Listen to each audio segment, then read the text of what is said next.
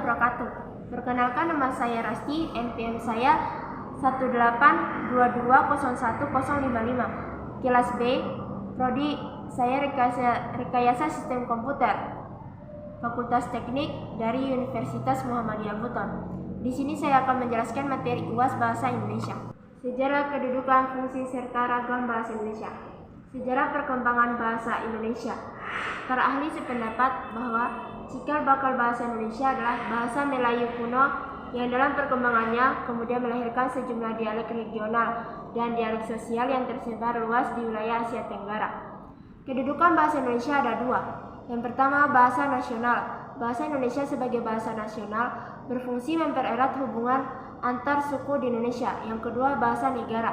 Bahasa Indonesia sebagai bahasa negara berfungsi sebagai bahasa dan penyelenggara administrasi negara, seperti penyelenggaraan pendidikan. Fungsi bahasa Indonesia. Fungsi bahasa Indonesia sebagai alat yang memungkinkan penyatuan berbagai suku bangsa dengan latar belakang sosial dan budaya. Ragam bahasa, yaitu pertama ragam dialek, kedua ragam terpelajar, ketiga ragam resmi, dan keempat ragam tak resmi. Pengertian ragam ilmiah. Ragam ilmiah adalah salah satu ragam bahasa Indonesia yang digunakan dalam penemuan dan penulisan karya ilmiah, di mana ragam bahasa ilmiah ini diperoleh sesuai dengan sifat keilmuannya dan didasari oleh hasil pengamatan, peninjauan, penelitian dalam bidang tertentu. Disusun menurut metode pendekatan rasional, pendekatan empiris dengan sistematika penulisan yang bersantun bahasa dan isinya dapat dipertanggungjawabkan kebenarannya atau keilmiahannya. Karakteristik ragam ilmiah. Yang pertama, cendekia, lugas, jelas, formal, objektif, konsisten, bertolak dari gagasan, ringkas, dan padat. Ciri-ciri ragam ilmiah. Yang pertama, baku. Struktur bahasa yang digunakan sesuai dengan kaidah bahasa Indonesia baku, baik mengenai struktur kalimat maupun kata. Yang kedua, ilmiah. Yang kedua, logis. Ide atau pesan yang disampaikan jelas dapat diterima akal. Yang ketiga, kuantitatif. Keterangan yang dikemukakan pada kalimat dapat diukur secara pasti. Yang keempat, tepat. Ide yang diungkapkan harus sesuai dengan ide yang dimaksudkan oleh pemutus atau penulis dan tidak mengandung makna ganda. Yang kelima, denotatif yang berlawanan dengan konotatif. Kata yang digunakan atau dipilih sesuai dengan arti sesungguhnya dan tidak diperhatikan perasaan karena sifat ilmu yang objektif. Yang kelima, runtun. Ide diungkapkan secara teratur sesuai dengan urutan dan tingkatannya baik dalam kalimat maupun dalam alinea atau paragraf adalah seperangkat kalimat yang menggembang satu ide atau satu pokok bahasan. Pengertian ragam sosial. Ragam sosial yaitu ragam bahasa yang sebagai norma dan kaidahnya didasarkan atas kesepakatan bersama dalam lingkungan sosial yang lebih kecil dalam masyarakat. Misalnya, ragam bahasa yang digunakan dalam keluarga atau persahabatan dua orang yang akrab dapat merupakan ragam sosial. Selain itu, ragam sosial berhubungan pula dengan tinggi atau rendahnya status kemasyarakatan lingkungan sosial yang bersangkutan. Karakteristik ragam sosial. Formal dan informal. Bahasa yang digunakan bisa formal ataupun tidak, tergantung pada siapa kita akan berbicara. Contoh, jika kita berbicara kepada atasan, tentu kita akan menggunakan bahasa yang sopan. Dan jika kita berbicara dengan teman, tentu kita akan berbicara dengan santai. Ejaan yang disempurnakan atau EYD adalah ejaan yang disempurnakan dari ejaan bahasa Indonesia yang berlaku sejak tahun 1972. Ejaan ini menggantikan ejaan sebelumnya, ejaan Republik atau ejaan Sewandi. Ejaan adalah seperangkat aturan tentang cara menuliskan bahasa dengan menggunakan huruf, kata, dan tanda baca sebagai sarananya. Batasan tersebut menunjukkan pengertian kata ejaan berbeda dengan kata mengeja. Mengeja adalah kegiatan melafalkan huruf suku, kata atau kata, sedangkan ejaan adalah suatu sistem aturan yang jauh lebih luas dari sekedar masalah pelafalan. Ejaan mengatur keseluruhan cara menuliskan bahasa. Ejaan confusion. Ejaan ini berlaku sejak bahasa Indonesia lahir dalam awal tahun 20-an. Ejaan ini merupakan warisan dari bahasa Melayu yang menjadi dasar bahasa Indonesia. Ejaan Swandi setelah ejaan confusion diberlakukan, maka muncul ejaan yang menggantikan, yaitu ejaan Swandi. Ejaan ini berlaku mulai tahun 1947 sampai tahun 1972. Ejaan yang disempurnakan atau EYD. Ejaan ini mulai berlaku sejak tahun 1972 sampai sekarang.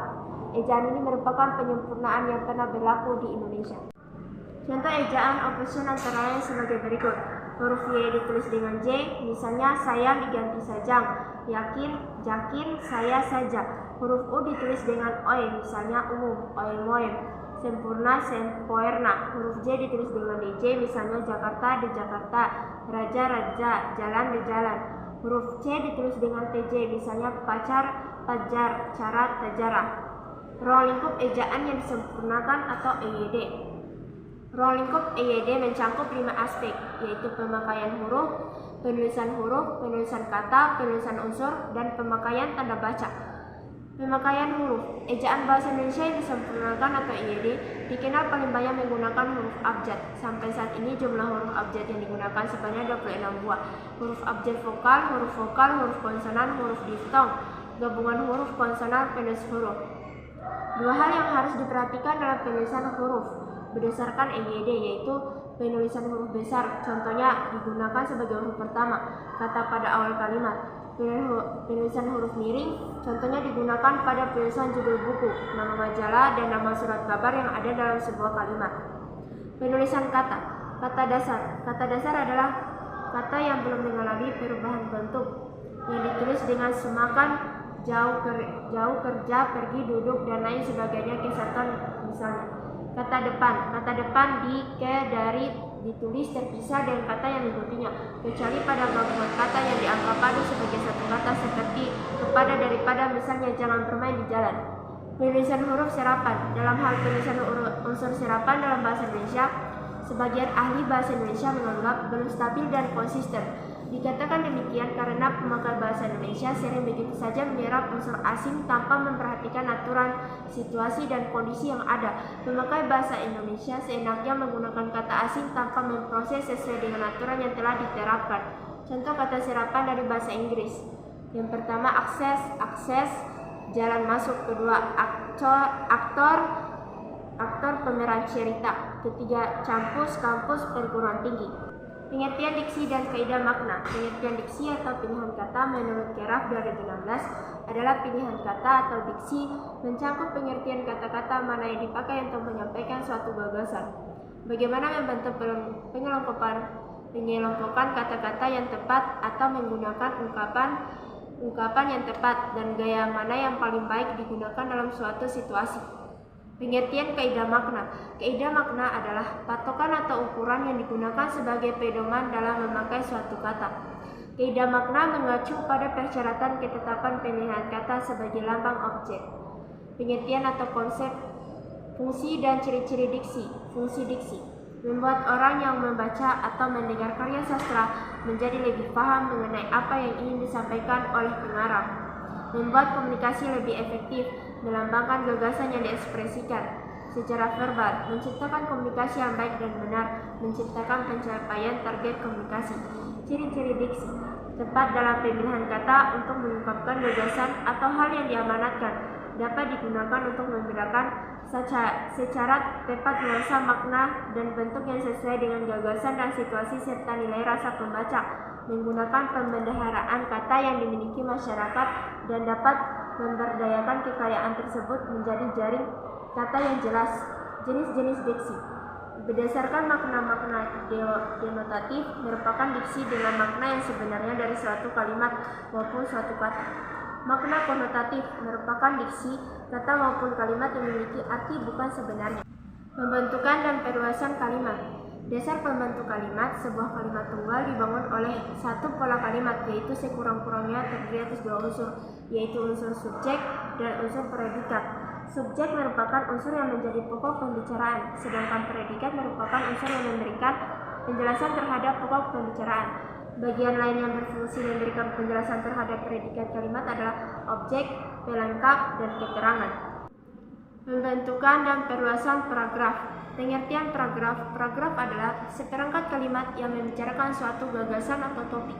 Gagasan utama sebuah paragraf dapat dicari dengan cara: yang pertama, membaca kalimat satu persatu. Yang kedua, jika kalimat pertama atau kalimat kedua merupakan inti paragraf, berarti kalimat tersebut adalah gagasan utama paragraf yang bersangkutan. 3. Jika kalimat pertama bukan inti paragraf, cermati kalimat terakhir paragraf tersebut. Yang keempat, jika bukan yang pertama dan terakhir inti paragrafnya, berarti gagasan utama paragraf tersebut tersisa pada setiap kalimatnya.